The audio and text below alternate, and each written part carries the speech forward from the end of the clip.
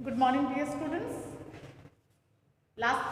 आज की क्लास में हम यूनिट थर्ड स्टार्ट करेंगे और इसमें हम करेंगे व्यक्तित्व विकास के बारे में जानेंगे। और यह एग्जाम के पॉइंट ऑफ व्यू से देखा जाए तो ये क्वेश्चन बड़ा ही इम्पोर्टेंट है, मोस्ट इम्पोर्टेंट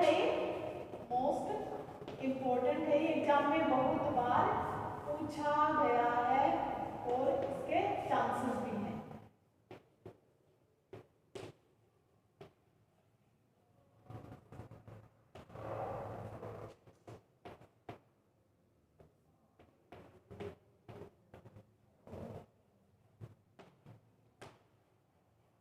पर्सनैलिटी डेवलपमेंट, व्यक्तित्व विकास के बारे में जानेंगे।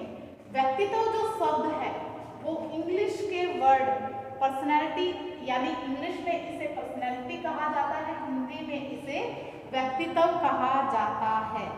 इसका पर्सनैलिटी व्यक्तित्व शब्द अंग्रेजी भाषा के पर्सनैलिटी शब्द का हिंदी रूपांतरण है। पर्सनैलिटी शब्द है वो लैटिन भाषा का शब्द है। ये लैटिन भाषा का शब्द है। लैटिन भाषा का ये शब्द है। लैटिन में इसको क्या कहा जाता है? लैटिन भाषा का पर्सोना, पर्सोना से बना है। ये लैटिन भाषा के शब्द पर्सोना से बना हुआ है, पर्सनैलिटी जो वर्ड है। और पर्सोना का जो अर्थ होता है वो क्या होता है? मुखौटा होता है, मुखौटा। इसका जो वर्ड मतलब होता है, अर्थ होता है मुखौटा या नकली चेहरा, मुखौटा या नकली चेहरा।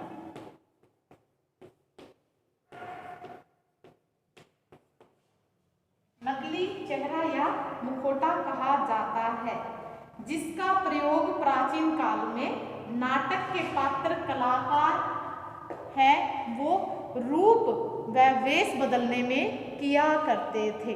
नाटक वगैरह करते थे तो उसमें मुखौटा का प्रयोग किया जाता है, उसी से निकल के आया है हमारा पर्सनैलिटी वर्ड। व्यक्तित्व किसी भी व्यक्ति का बाह्य आवरण होता है, जिसे हम देखकर अंदाजा लगा लेते हैं कि उस व्यक्ति की पर्सनैलिटी कैसी है। यह उस व्यक्ति का चित्र प्रस्तुत करता है। आप कोई भी जाते हैं, आते हैं, आप उसको देखते हैं तो क्या देखते हैं आप? सबसे पहले उसके जो बाहरी आवरण है उसी को देखते हैं, अंदर का तो हमें नहीं पता चलता। लेकिन हम क्या देखते हैं? बाहरी की ये बड़े अच्छे कपड़े पहने तो हम कह सकते हैं कि बड़ा पैसे वाला लग रहा है। उसकी चाल और उससे जो उसकी बोलने की जो वो होती है, कला होती है, उन चीजों से हम उसकी पर्सनैलिटी का पता लगा लेते हैं। इसी प्रकार अब हम कहें व्यक्तित्व की परिभाषा की बात करते हैं। व्यक्तित्व की परिभाषा,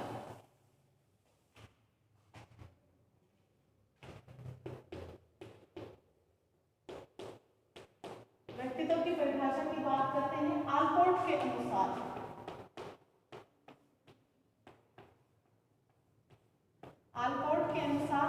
आलपोर्ट ने व्यक्तित्व के बारे में क्या कहा है? व्यक्तित्व व्यक्ति के अंदर के गुणों का वह गतिशील संगठन है जो वातावरण के साथ अनूठे समायोजन का निर्धारण करता है। यह आलपोर्ट ने कहा है।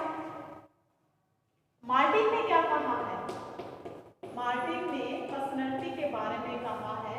उन्होंने कहा है कि व्यक्तित्व के जन्मजात और अर्जित स्वभाव, मूल प्रवृत्तियों, भावनाओं और इच्छाओं का संगठन है। मार्टिन ने ये कहा है। अब इसमें हम व्यक्तित्व के प्रकार की बात करते हैं। व्यक्तित्व एक व्यापक एवं बाह्य अवधारणा है। सच तो यह है कि मनोविज्ञान के क्षेत्र में शायद ही दूसरा ऐसा कोई शब्द होगा जिसके अगणित रूपों व विभिन्न तरीकों से परिभाषित किया गया है जितना कि व्यक्तित्व शब्द को। कारण है व्यक्तित्व के संबंध में विद्वज्जनों में मैत्रेय का अभाव। विभिन्न विद्वानों ने व्यक्तित्व की भिन्न भिन्न परिभाषाएं दी हैं जो आपको अभी बताई हैं। अब इसके अंदर हम, ये तो हो गई हमारी परिभाषाओं की बात, अब आगे हम इसमें व्यक्तित्व के प्रकार की बात करेंगे। पर्सनैलिटी को कई भागों में बांटा गया है। कौन कौन से हैं इसको?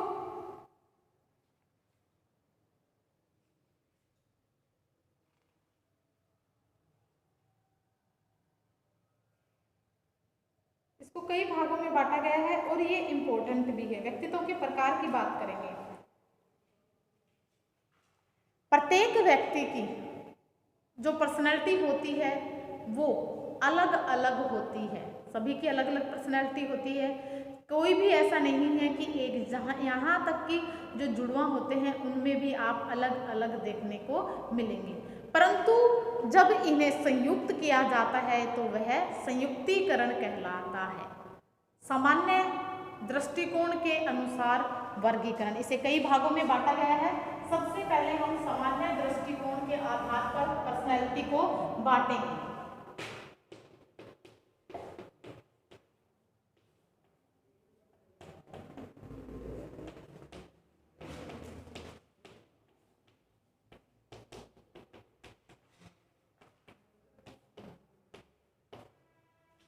ये क्या है? वर्गीकरण की बात कर रहे हैं।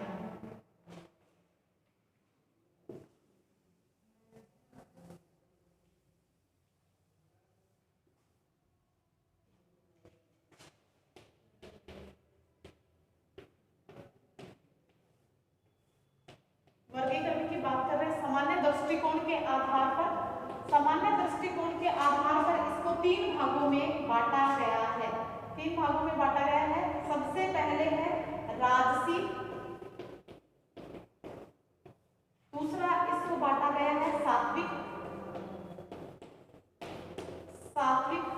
और जो तीसरा बांटा गया है वो तामसिक।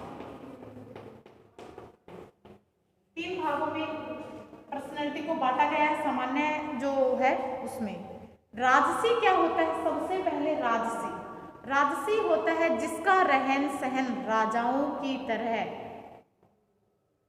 ठाट बाट हो, खान पान हो, चलने व बोलने का तरीका राजाओं के समान झलकता है। वह वीर हो, पराक्रमी हो, राजसी व्यक्तित्व वाला कहलाता है। दूसरा है सात्विक। सात्विक किसको कहेंगे? सात्विक व्यक्तित्व उसको कहेंगे वह व्यक्ति जिसका झुकाव धर्म की तरफ होता है, जिसका ध्यान पूजा पाठ अध्यात्म की तरफ होता है, धार्मिक कार्यों में वह भाग लेता रहता है, सात्विक व्यक्तित्व कहलाता है। तीसरा जो है तामसिक। तामसिक क्या होता है? जो तामसिक है वो किसको कहेंगे? जो व्यक्ति बात बात पर गुस्सा करते हैं, धर्म को नहीं मानते हैं, गलत काम करते हैं, व्यवहार करते हैं, आचरण करते हैं, दूसरों को सताते हैं, दूसरों के अधिकारों का हनन करते हैं, वो आलसी होते हैं, इस व्यक्तित्व के अंदर आते हैं। वो व्यक्ति कौन कहलाते हैं? तामसिक व्यक्तित्व वाले कहलाते हैं। ये हुए हमारे सामान्य दृष्टिकोण के आधार पर। अगला है आयुर्वेद के आधार पर व्यक्तित्व को कितने भागों में बांटा गया है? आयुर्वेद के आधार पर बांटा गया है इसको।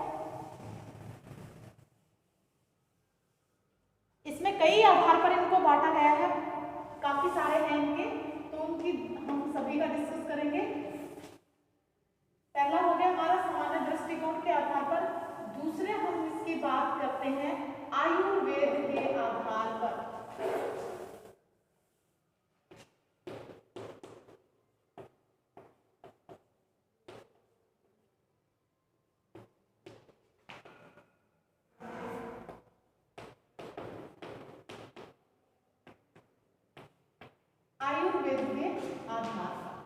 आयुर्वेद के आधार पर इसको कितने भागों में बांटा गया है?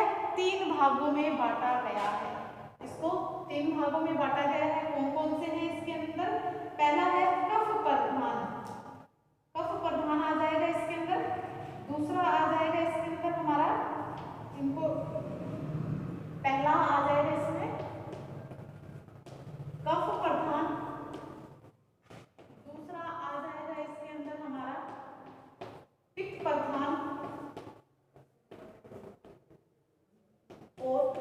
तीसरा है, ये आ जाएगा हमारा वात प्रधान। तो इस प्रकार से इसको भी 3 भागों में बांटा गया है। आयुर्वेद सामान्य दृष्टिकोण के आधार पर 3 भागों में बांटा गया, आयुर्वेद के अनुसार इसको 3 भागों में बांटा गया, कफ, पित्त और वात। सबसे पहले कफ की बात करते हैं। जो व्यक्ति मोटे, शांत और कम क्रियाशील होते हैं वह कफ प्रधान व्यक्तित्व वाले होते हैं। दूसरा कौन सा है? पित्त प्रधान।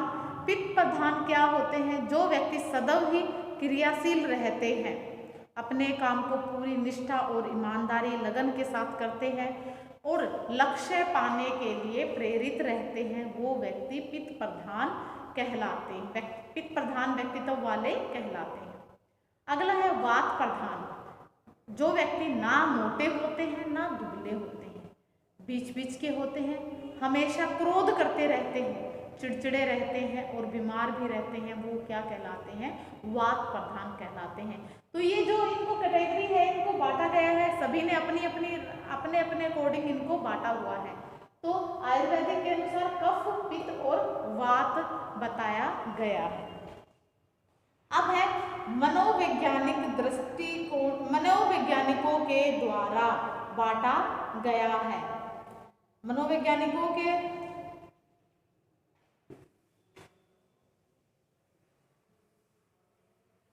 ये तो हो गया हमारे 2 आधार पर। अब मनोवैज्ञानिकों के आधार पर मनोवैज्ञानिक दृष्टिकोण से वर्गीकरण।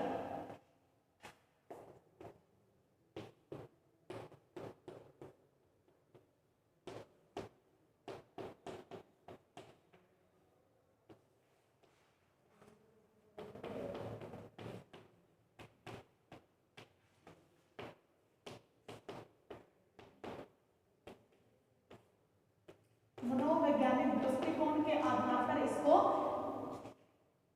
3 भागों में बांटा गया है। पहला इसके अंदर आ जाएगा हमारा विचार प्रधान, विचार प्रधान। दूसरा इसके अंदर आ जाएगा भाव प्रधान, भाव प्रधान आ जाएगा। और तीसरा इसके अंतर्गत आ जाएगा हमारा क्रिया प्रधान। इस प्रकार से इनको मनोवैज्ञानिकों के दृष्टिकोण के आधार पर भी 3 भागों में बांटा गया है, विचार, भाव और क्रिया प्रधान। विचार क्या होते हैं? जो लोग हमेशा चिंतन में लगे रहते हैं और कुछ ना कुछ नया करने की सोचते हैं, अपने आप में ही मगन रहते हैं, जैसे कि लेखक होते हैं, शिक्षक होते हैं, अनुसंधानकर्ता या विचारक जो होते हैं, रिसर्चेज वगैरह जो करते हैं, वो इस श्रेणी के अंतर्गत आते हैं, विचार प्रधान के अंतर्गत आते हैं।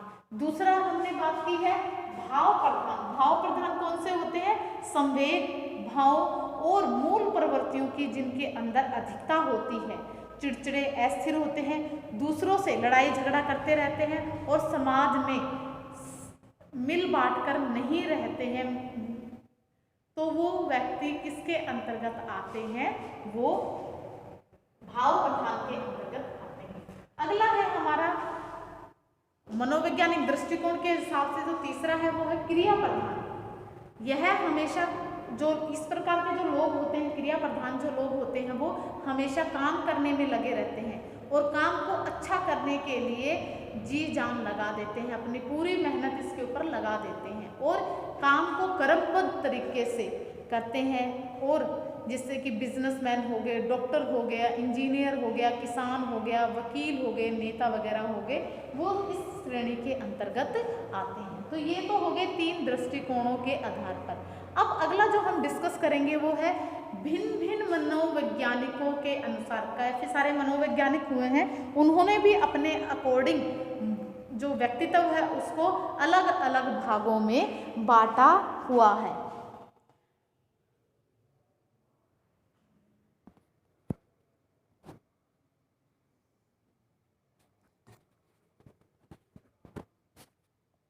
अलग अलग भागों में बांटा गया है, उनको करते हैं।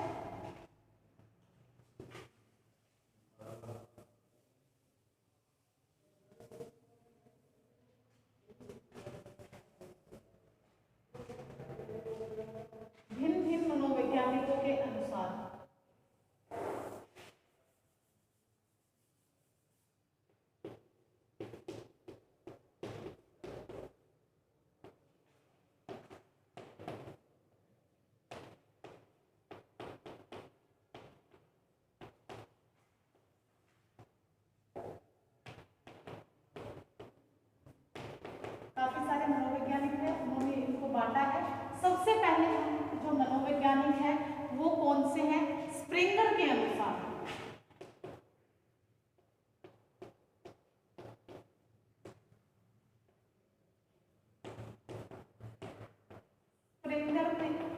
मनोवैज्ञानिक है, उन्होंने व्यक्तित्व को क्लासिफाई किया है। कितने भागों में किया है इन्होंने? स्प्रिंगर ने इनको 6 भागों में किया है, 6 भागों में इनको बांटा है। सबसे पहले उन्होंने बांटा है सामाजिक,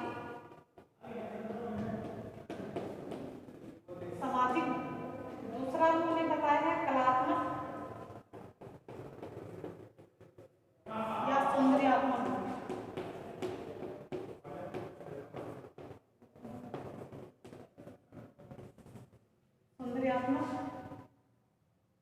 अगला उन्होंने बांटा है इसको धार्मिक,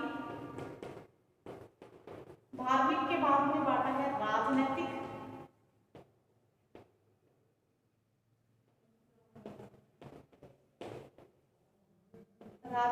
हो गया। पांचवा उन्होंने बांटा है आर्थिक, और छठा जो है वो है वैचारिक। इन्होंने व्यक्तित्व को 6 भागों में बांटा है, सामाजिक, कलात्मक, धार्मिक, राजनीतिक, आर्थिक और वैचारिक। सबसे पहले उन्होंने जो सामाजिक को बांटा है, सामाजिक किसको कहेंगे? यह वह व्यक्ति होते हैं, वो लोग होते हैं जो समाज के लोगों के साथ मिलते जुलते हैं, समाज के लोगों के साथ भला उनके साथ मिलकर काम करते हैं, उनकी भलाई के लिए काम करते हैं और दूसरों के साथ कोऑर्डिनेशन बिठाकर उनका सहयोग करते हैं और हर जो ये सामाजिक कार्य होते हैं उनमें बढ़ चढ़कर हिस्सा लेते हैं, भाग लेते हैं और समाज को नई दिशा देते हैं। जैसे कि सामाजिक कार्यकर्ता के रूप में कार्य करता है, तो वो क्या कहलाते हैं? सामाजिक व्यक्तित्व वाले लोग कहलाते हैं। दूसरा स्प्रिंगर ने किस में बांटा है? कलात्मक, सौंदर्यात्मक भाग में इसको बांटा है। कलात्मक और सौंदर्यात्मक क्या हुआ? यह वो लोग होते हैं जो यह सौंदर्य का बोध करने वाले होते हैं। इनका जो झुकाव होता है वो सुंदर वस्तुओं की प्राकृतिक सौंदर्य की तरफ अधिक होता है। ये जो लोग होते हैं वो कौन से होते हैं? इनमें कौन आ जाएंगे? जैसे कि मूर्तिकार हो गए, संगीतकार हो गए, कलाकार हो गए, कवि जो होते हैं वो कलात्मक और सौंदर्यात्मकता के अंतर्गत आते हैं। नेता वगैरह हैं वो सामाजिक के अंदर आते हैं। धार्मिक कौन से होते हैं? ये वो व्यक्तित्व वाले लोग होते हैं जो धार्मिक प्रवृत्ति के होते हैं, जिनका मन है वो धार्मिक कार्यों में लगा रहता है। और ये जो लोग होते हैं वो पुजारी हो गए, पादरी हो गए, संत हो गए, महात्मा हो गए, मौलवी आदि जो होते हैं वो इस कैटेगरी के अंतर्गत आते हैं। अगला जो है हमारे राजनीतिक क्या होते हैं?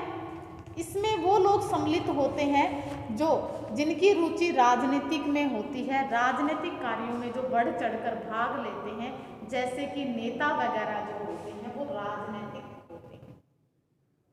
अगला आ जाएगा आर्थिक। यह वो लोग होते हैं, वो व्यक्तित्व वाले जो लोग होते हैं, यह हमेशा तन मन धन से धन कमाने में लगे रहते हैं। इनके लिए सबसे पहले धन होता है, बाकी चीज़ें बाद में। बाकी रिश्तेदार दोस्तों से इनका कोई मतलब नहीं होता है, पैसे से मतलब होता है इनको। किसी भी तरीके से वो धन कमाना चाहते हैं। जैसे कि जो व्यापारी लोग होते हैं, बिजनेसमैन होते हैं, दुकानदार जो होते हैं वो इस कैटेगरी के अंतर्गत आते हैं। वैचारिक ऐसे लोग होते हैं जो ज्ञानवान होते हैं, बुद्धि से जो काम लेते हैं, बुद्धिमान होते हैं। यह हमेशा सोचते रहते हैं, विचारों में लगे रहते हैं। यह किसी भी चीज़ से प्रभावित नहीं होते, बाहर क्या हो रहा है उनसे उनको कोई मतलब नहीं होता है। दूसरे क्या सोचेंगे, क्या कहेंगे, उनसे उनको कोई लेना देना नहीं होते हैं। जैसे कि वैज्ञानिक जो होते हैं, दार्शनिक होते हैं और जो रोज प्रतिदिन नई जो खोज करते रहते हैं, रिसर्चर जो होते हैं, वो वैचारिक प्रवृत्ति के लोग, व्यक्तित्व वाले लोग कहलाते हैं। तो ये हुआ स्प्रेंगर के अनुसार। स्प्रेंगर ने व्यक्तित्व को यानी पर्सनैलिटी को 6 भागों में बांटा। कौन कौन सा? सामाजिक, दूसरा कलात्मक या सौंदर्यात्मक, तीसरा उन्होंने धार्मिक, चौथा राजनीतिक व्यक्तित्व वाले लोग, पांचवा उन्होंने आर्थिक व्यक्तित्व और छठा था वो वैचारिक प्रवृत्ति के जो लोग होते हैं उनमें इनको बांटा है। स्प्रेंगर के अनुसार हो गया। दूसरा हमारा होगा जुंग के अनुसार, दूसरा है C.S. जुंग के अनुसार।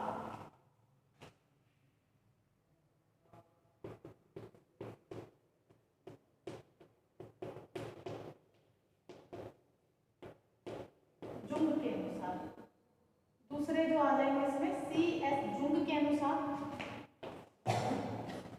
जुंग ने व्यक्तित्व को, यह जर्मनी के प्रसिद्ध मनोवैज्ञानिक हैं, इन्होंने मानव की प्रवृत्ति को ध्यान में रखकर व्यक्तित्व को 3 भागों में बांटा। जर्मनी के वैज्ञानिक थे, इनको 3 भागों में इन्होंने बांटा। 3 भाग कौन कौन से थे? 3 भागों में बांटा। सबसे पहला जो है वो है अंतर्मुखी व्यक्तित्व।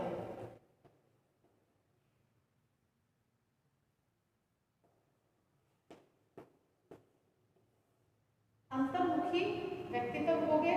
अगला आ जाएगा इसके अंदर हमारा, दूसरा है अंतर्मुखी हो गया, दूसरा आ जाएगा इसके अंदर बहिर्मुखी।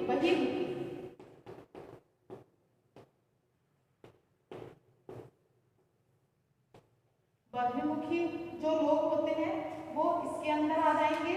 और तीसरे इन्होंने बांटा है, इन्होंने कौन से? बहिर्मुखी हो गए,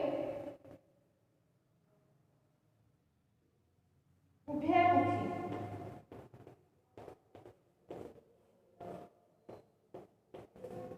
3 भागों में इन्होंने इसको बांटा है। कौन सा? अंतर्मुखी, बहिर्मुखी और उभयमुखी। C.S. जुंग ने इनको 3 भागों में बांटा है।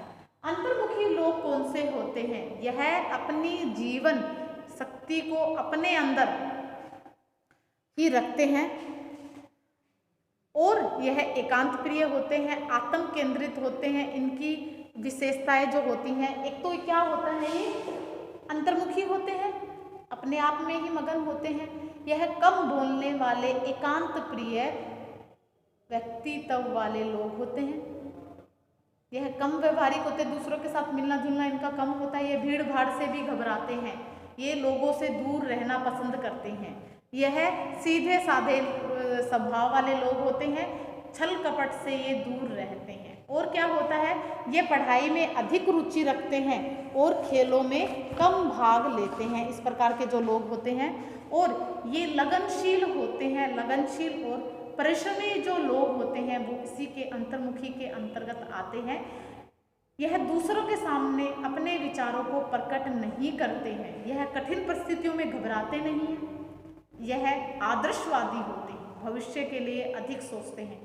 यह जल्दी से निर्णय नहीं ले पाते हैं, और लेते भी हैं तो उन पर जल्दी अमल नहीं कर पाते हैं। और जो ये होते हैं असुरक्षित और चिंतित रहते हैं। जो अंतर्मुखी लोग होते हैं असुरक्षित और चिंतित होते हैं। ये तो अंतर्मुखी की बात हुई। फिर हम बाह्यमुखी की बात करते हैं।